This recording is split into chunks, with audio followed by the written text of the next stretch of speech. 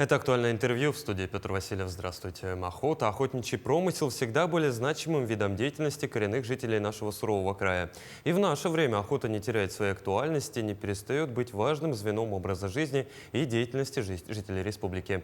Недавно вышла в свет книга «Потомственные охотники Ленского района» на якутском языке. Сегодня гости в нашей студии Людмила Зорина, главный редактор книги «Потомственные охотники Ленского района», и Анатолий Попов, заместитель руководителя департамента охотничьего хозяйства и особо охраняемых природных территорий Министерства экологии Республики Саха-Якутия. Анатолий Семенович, Людмила Капитоновна, здравствуйте. Здравствуйте. Анатолий Семенович, я предлагаю начать с вас. Насколько на сегодня актуально издание подобной книги? Издание такой книги, да, это первая книга об охотниках, да, в нашей республике, об охотниках района. Такая красивая книга издана. Она, считаем, что она достаточно актуальна в связи с тем, что у нас в прошлом году отмечалось 100-летие возникновения охотничьего хозяйства нашей республики. В 1922 году было создано управление охотничьего хозяйства при Якутской автономной социалистической республике. И уже 100 лет прошло, да, с тех пор, и какие пути прошло наше охотничье хозяйство, оно очень, на примере Ленского района, она очень хорошо показана.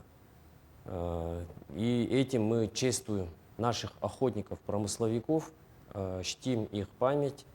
То, что они внесли очень большой вклад в те времена и в нашу республику, и в нашу родину, да. И сама книга, да, имеет очень такой хороший воспитательный характер. Значимость охотника, его отношение к природе, к родине, и какое значение может иметь охотник, да, в нашей республике. Все это очень хорошо отражено в этой книге. И достаточно большой, хороший, думаем, будет иметь эффект, как пример для других районов. Тоже, чтобы также у нас вся республика очень богата, да, охотничьими традициями, охотниками-промысловиками, которые с юга до севера все они везде было очень хорошо развито, и в таком духе. Анатолий Семенович, то есть сразу несколько крупных целей, сразу несколько крупных смыслов закладывали авторы в данное произведение. Людмила Капитоновна, вы как главный редактор, об основной теме расскажите и о содержании книги. Спасибо большое. Так, охотники Ленского района всегда славились. Приобщая молодежь, да и взрослых к подзабытым занятиям потомков, это веление времени. Народ, который чтит, помнит и уважает свои традиции, имеет будущее. Инициатором этого издания выступили общественники-энтузиасты из села Натора Ленского района, понимая всю актуальность и важность этой темы, особенно в наши дни. Сегодня у нас молодежь, наши потомки ветеранов Великой Отечественной войны находятся в зоне боевых действий. В основном наших земляков, якутян, хвалят за их приспособленность, стойкость, умение найти какие-то решения в трудных ситуациях. Ведь они все были охотниками. Потому что, охотясь в тайге, на дикой природе, они все навыки выживания получили оттуда. А книга получилась у нас объемная, содержание очень широкое. Сюда вошли, кстати, книга вышла на 2 языках, на русском и якутском. Династиях охотников ленчан и истории промысловой и любительской охоты охотников Ленского района. Сюда и вошли детские работы, дети и краеведение, работы научно-краеведческой конференции школьников и история проведения игр охотников Баянай. Вот эта книга вышла к десятилетию соревнований Баянай, Дню охотника в республике. Конечно, богатая иллюстрация у нас, более 600 старинных цветных фотографий, 504 страницы, из тексты от 100 авторов, более 100 авторов из 14 наследов района.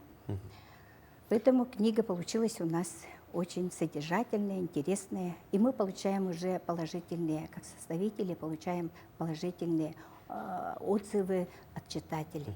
Людмила Капитоновна, ну, насколько я помню и знаю, Ленский район, в том числе и в советские годы, был лидером по добыче пушнины и различных других охотничьих промыслов. Вот что было самым сложным в процессе создания книги? Да, я как сказала, что над книгой работали общественники-энтузиасты. Вот самым сложным, наверное, было сбор материалов об охотниках со всего района, потому что охотники не всегда любят рассказывать о своих подвигах и так далее, да, вот, но поэтому немножко было в этом вопросе и сложновато, ну и немножко финансирование. Но самое ценное в нашей работе – это совместная работа коллег, это понимание единомышленников и командный дух. Поэтому у нас получилась книга, и мы сегодня держим ее в руках, провели презентацию в Ленском районе, в городе Якутске. Анатолий Семенович, ну, насколько я понимаю, совместная работа велась с Министерством экологии в том числе. В чем вот именно заключается интерес Министерства экологии в издании данной книги? Ну, в общем, мы вот с Людмилой Капитоновной работаем вместе давно, еще с тех моментов, когда она была главным редактором телепередачи «Охота и рыбалка в Якутии». Потом она продолжила вот эту свою общественную деятельность, и вот нас также она ну, проникла нашей вот совместной идеей, да, об издании вот этой книги об охотниках Ленского района. Наша вот, ну, совместная деятельность заключается в том, что мы совместно как бы собирали материалы, искали спонсоров, вплотную работал наш Ленский комитет государственного экологического надзора, руководитель Никонов Трофим Иванович, там все сотрудники, инспекторы комитета совместно работали. И, как я уже говорил, да, наше министерство осуществляет переданные полномочия, да, вот в сфере охоты и сохранения охотничьих ресурсов нашей республики. И вот эта книга, она будет как бы одним из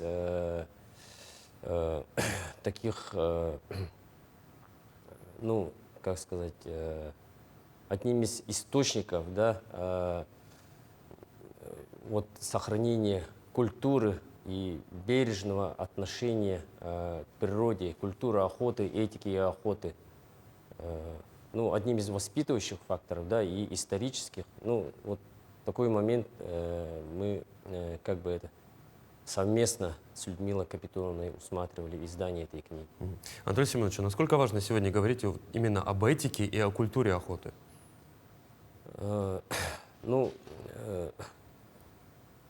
этика и культура охоты, да, ну, последние годы имели особо острое значение, да, потому что раньше, например, если воздействие человека на природу было, ну, в какой-то мере ограничено, наша вот огромная страна, тайга, была, ну, достаточно недоступной для, ну, для человека, да. Сейчас идет очень сильный пресс на природу. Очень сильно, да, как вы знаете, техническое оснащение охотников, вездеходы, высокоточное оружие, ну и другие вот технические приспособления, они практически не оставляют шансов для зверей. И, соответственно, да, мы особо остро стоим, да, охотник, конечно, несмотря на то, что он очень хорошо оснащен, при этом он должен любить и чтить, ну, свою природу, охранять, бережливо относиться к охотничьим ресурсам, так как, ну, повальное вот истребление, да, все идет к тому, что исчезнет вот, охотничьи ресурсы, и не на кого будет охотиться. И многие охотники это понимают, и в этом направлении ведется работа. Да. Ну, конечно, возникают моменты, да, вот, незаконной охоты. Ну, наше министерство работает в этом направлении, надзорная деятельность ведется, но как бы больше мы ведем уклон на то, чтобы развивалась этика и культура охоты. Сейчас у нас охотники, очень, ну, идет движение охотников, да, которые работают на воспроизводство животных, участвуют в биотехнических мероприятиях, учетных работах. Очень начинает сильно развиваться движение обществ охотников и рыболовов, да. И это все идет к тому, что вот, ну, мы должны развивать вот, этики и культуру охоты. Людмила Капитоновна, ну вот, насколько я понимаю, это в заключение я хочу спросить, альманах различных историй. Вот какую бы историю тут вы наиболее запомнили, отметили, какая наиболее интересная вот для вас, как для автора? Ну, тут содержание, я как сказала, очень такое богатое, интересное. Но, конечно, это воспоминания самих охотников, воспоминания сыновей о своих отцах, дедах. Поэтому, я думаю, книга, она стала уже книгой памятью охотников-снайперов, ветеранов Великой Отечественной войны. О них тоже тут в книге написано. Их потомках и участниках боевых действий СВО. Поэтому я думаю, что тот, который получит и почитает эту книгу, она будет очень интересной. И в библиотеке, конечно, Национальной библиотеки и в других библиотеках нашего района книга, она уже имеется. Анатолий Семенович, Людмила Капитоновна, спасибо, что пришли к нам в студию и ответили на наши вопросы. Спасибо. Ну, я напомню, это было актуальное интервью. До новых встреч.